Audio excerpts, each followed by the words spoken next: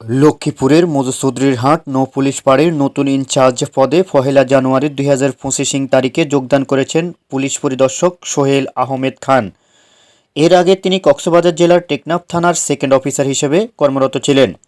মোহাম্মদ সোহেল আহমেদ খান নোয়াখালী জেলার সেনবাগ উপজেলার সেনবাগ পৌরসভার ৩ নং ওয়ার্ড অর্জুনতলা গ্রামের মৃত আব্দুল মালেকের জ্যেষ্ঠ পুত্র। তিনি চট্টগ্রাম ইউনিভার্সিটি থেকে রাষ্ট্রবিজ্ঞানে স্নাতক ও সম্মান ডিগ্রি অর্জন করেন।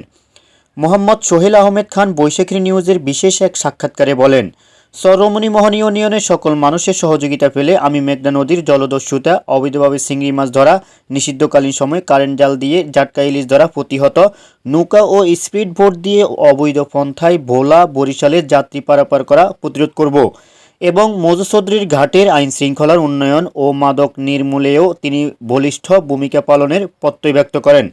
তিনি আরও বলেন, আমি যোগদানের পর থেকে এখন পর্যন্ত অভিযান পরিচালনা করে মৎস্য আইনে 11টি মামলা, অবৈধ স্পিড বোর্ডের বিরুদ্ধে 6টি মামলা ও 8টি বালুবাহী নৌযানের বিরুদ্ধে আইনগত ব্যবস্থা গ্রহণ করেছি।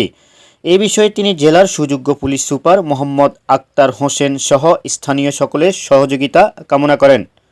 আমজাদ হোসেন, বৈশাখী নিউজ, লক্ষ্মীপুর।